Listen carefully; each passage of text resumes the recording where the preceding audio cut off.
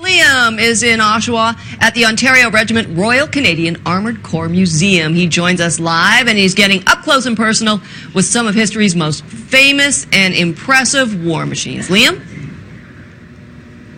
Liza, I can't help but feel like a kid again just looking at all the vehicles here. It's in fact the location of Canada's largest collection of armored vehicles and tanks. Joining me this morning is Dave Mountenay. You're the chairman and president of the Ontario Regiment Museum. Good morning. Good morning. All right, let's talk about this museum for the people who haven't heard or seen it before. How many vehicles do you actually have in here? We have approximately 65 different armored vehicles in various stages, as well as wheeled vehicles too. Our collection runs from the Second World War right up to the Bosnian conflicts. The vehicle we're standing in front of is a veteran of the Bosnian conflict that our fellows were in. Yeah. And how do you get these vehicles? Are they donated to you? No. We are a Canadian Forces museum. Mm-hmm. When they become surplus, they're offered to the Canadian Forces museums. Okay? If you have got the facilities and the wherewithal, you request them, and you keep your fingers crossed that maybe they think we're pretty good, and they'll send us what they've got. Yeah. Now, as far as the upkeep, that's on our dime. Mm-hmm. The military pays no money to maintain anything you see in this museum. And talk about the upkeep, because these vehicles are actually functioning. Every one of them. Every one of them. That's unbelievable. And if you're in the area or in the GTA, this Saturday, you have something called Tank Saturdays. What is that? Well, Tank Saturdays is something that we've done for the public for probably 3-4 years. And every second Saturday of each month from May to October, we run a different military vehicle. We advertise them as a specific vehicle, mm-hmm. but as it turns out, we usually run 3 or 4 others along. Mm-hmm. Okay, and it's been well received by the public. Yeah, it's one thing to see these vehicles in movies, but when you actually see them in real life, it's a whole nother feeling. The movie Fury comes out on October 17th, but we were lucky to see the flick this week. It's a movie starring Brad Pitt. He plays War Daddy as a 5-man crew, and they operate a M4 Sherman tank, but we're not going to show that just yet. We will come up on the morning show, but let's talk about the two behind us right now, because these were featured in the movie as well, starting with the one in the back. The small one in the back is called an M3 Sturt. It's a light tank. It was probably early 1940s when it was developed, mm-hmm. before the Germans come along and showed them how to build a tank. It's very small. You can see the size of the gun. Yeah. And when you see the Sherman, you'll see how they upgraded the guns that were much bigger than this actually fired a 6-pounder.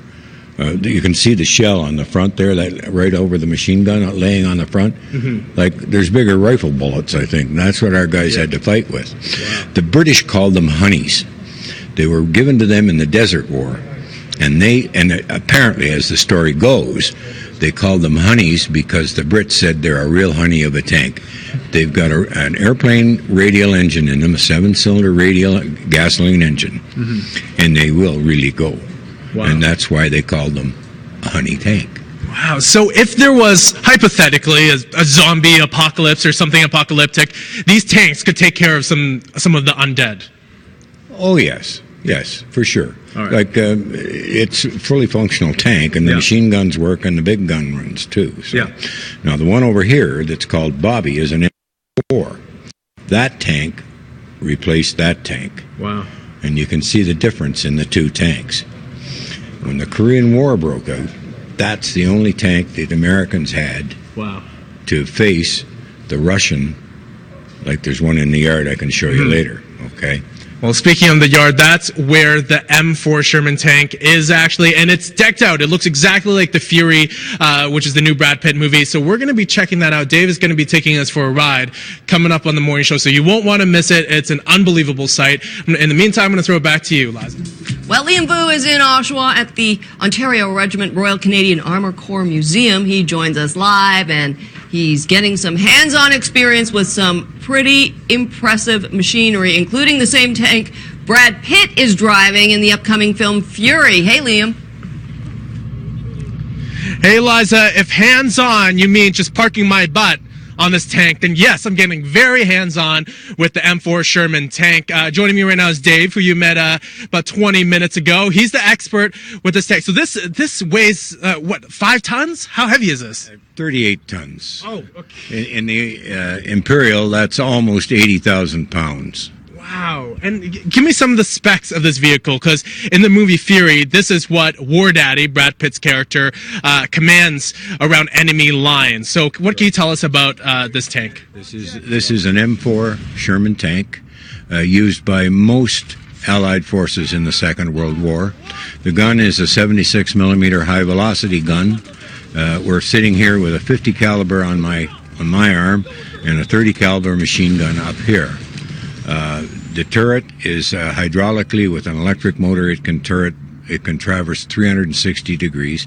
It's powered by 2 6-cylinder GMC Detroit diesels with about 375 horsepower. It has a 5-speed transmission, and it's all manual. There's no power steering. If you've seen a bulldozer, how it's driven, this is how you drive one of these. Wow. When you have vehicles like this, what's the process of maintaining it and making sure that it's fully functional? Because they are as much functional as they are artifacts. Correct. The biggest maintenance that we have here, because of course they're not in a combat situation, is maintaining the tracks.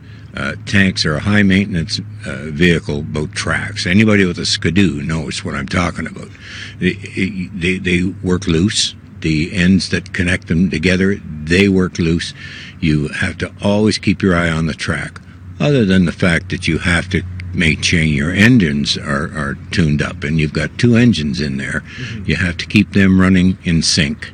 And so sometimes that can be a little bit of a bother. And they have 6 air cleaners in them, and they have to be cleaned in dusty conditions. They're cleaned every day. Wow. What did you think when you saw the movie and when you saw the Fury as depicted in Fury? You mean in regards to the tank itself or the accident? Well, it just brought back a lot of memories. I trained in these things in the early 60s. One of the things you don't hear too much about today are the Cold War veterans, and that was me. In the early 60s, we trained on these tanks right here. In fact, in Oshawa, we had 7 of them here based, and we trained on those things all the time. That's amazing. So it brought back a lot of memories looking inside with all what they go through with the rounds and the big rounds they're putting up the tube, and it was well done. Inside, it was really well done. Well, that movie is coming out on October 17th. This weekend is Tank Saturday here at the Ontario Regiment Museum. So if you want to see the tanks in action, you won't want to miss it. You can come by. You can get a chance to get screening passes to the movie as well. So we can't be inside of the Fury Sherman tank without taking it for a ride. So shall we go? Let's go. Let's do this. All right, Liza, we're about starting it up right now. I'm feeling a bit nervous because I can't really say that I've been on this tank like this here before, but you know what? We're getting some practice. We're going to combat some zombies, or maybe a snowstorm, or something like that, right? That's what we should do with this. All right, Liza, I'm going to throw it back to you. What do you think, Liza? What do you think? Look at this. I think you should hold on tight, Liam, and do everything that man tells you to do. Be careful. He doesn't even drive. All right, there they go.